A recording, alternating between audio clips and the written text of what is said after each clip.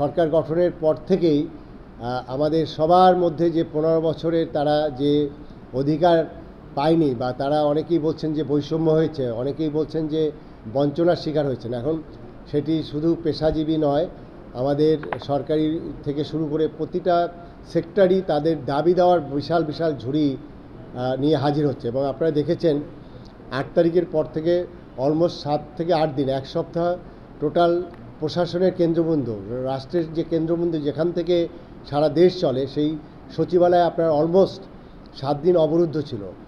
এবং সেখানে দেখা গেল যে কখনো ছাত্ররা তাদের দাবি নিয়ে এসে পরীক্ষা বন্ধ করে দিতে হবে, কখনো আপনারা দেখেছেন যে সর্বশেষ আনসারদের যে বিক্ষোভ হয়েছিল। এই সব কিছু মিলে দাবি দেওয়ার তো শেষ নেই। এবং আপনারা দেখেছেন যে গতকালকে আমাদের মাননীয় প্রধান উপদেষ্টা তিনি জাতির উদ্দেশ্যে ভাষণ দিয়েছেন। তিনি কিন্তু এই সব কিছু বিষয়টাকেই কিন্তু আপনারা অ্যাড্রেস করেছে। 5 তারিখের পরে যারা বড় বড় মালিক পক্ষ বা যারা যারা বিগ বিজনেসম্যান, তারা অনেকেই তারা এখন সার্ফেসে নাই, অনেকেই দেশ ত্যাগ করেছেন, অনেকেই আইনের আওতায় অন্তরীণ হয়েছেন। সেখানে মালিক পক্ষের একটা বড় অংশ যদি না থাকে, তাহলে এরকম এক একটা ফ্যাক্টরিতে এমনও আছে যে এক একটা হাউসে 80,000 থেকে 1 লক্ষ কর্মচারী আছে, শ্রমিক আছে। তো সেখানে টপ ম্যানেজমেন্ট, মালিক পক্ষ থেকে শুরু করে টপ ম্যানেজমেন্টের কেউ যদি না থাকে, তাহলে কি হচ্ছে যে এটি তো স্বাভাবিকভাবে সব কিছু চলতেও একটু সময় লাগে। অনেকগুলো ব্যাংক অ্যাকাউন্ট থেকে শুরু করে অনেকগুলো ইস্যু আপনারা জানেন, সব কিছু এগুলো আপনারা আমি আর বিস্তারিত বললাম না।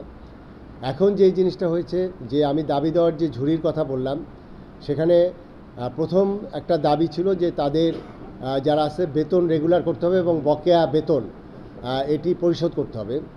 এবং সেই বকেয়া বেতন পরিশোধের জন্য ওই হাউসের অথবা ওই বিজনেস এন্টিটির তাদের যারা এই মালিকপক্ষ বা যারা ম্যানেজমেন্টের, তারা তো কেউ আসলে এখন আপনার অনেকেই আত্মগোপনে আছে।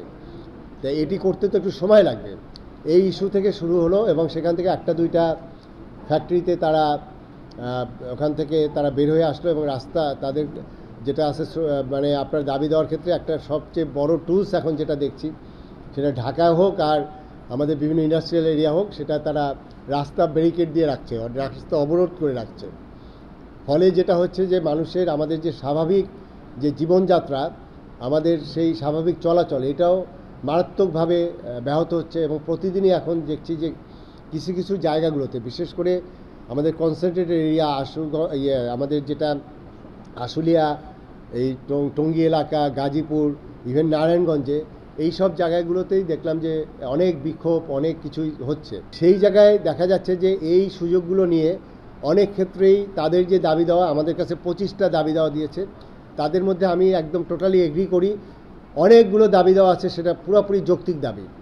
সেখানে অনেকগুলো দাবি দেওয়া আছে যেটি এখানে মালিক পক্ষ আছে, তারা যদি আরেকটু সচেতন হয়, সেই দাবি দেওয়া মেনে নেওয়া যায়। আবার এখানে অনেকগুলো দাবি আছে, আমরা আমাদের নেতৃবৃন্দের কাছে শুনব। এটি আসলে কোনোভাবেই যে একদম ঠিক এই মুহূর্তে বাস্তবায়ন করা বা এটা কিন্তু ওইভাবে যৌক্তিক না। আইনের কিছু ম্যান্ডেট আছে। যেমন আমি একটা ছোট্ট দাবির কথা বলি, আমরা ন্যূনতম মজুরি, এই বিষয়টা তো একটা লেন্দি প্রসেস, 5 বছর লাগে। 5 বছর পর পরে আমাদের আইনে এটা বাধ্যবাধকতা আছে। এই যে শ্রমিকদের যে বিক্ষোভ বা যেটাই বলেন, তাদের এই দাবি দেওয়া, এটিও দেখা গেল যে এখানে অনেকেই দেখা গেল যে ঢুকে গেছে। সেই ঢুকে যাওয়ার মধ্যে আমি এখানে স্পষ্টভাবে বলতে চাই, তার মধ্যে একটা গ্রুপ আছে যারা এই ঝুট ব্যবসা নিয়ন্ত্রণ করে। এবং সেই ঝুট ব্যবসা যেহেতু একটা সময় এটি নিয়ন্ত্রণ করতো একটা গ্রুপ, এখন আবার নতুন গ্রুপ আসছে এবং সেখানে কিন্তু একটা ঝামেলা হচ্ছে। এই ঝামেলা কিন্তু এই শ্রমিকদের দিয়ে করানো হচ্ছে। এটি আমাদের গোয়েন্দা রিপোর্ট আমি নিয়ে আসছি, সেখানে স্পষ্টীকরণ করা আছে এবং শ্রমিক লিডারও এটা বলবেন।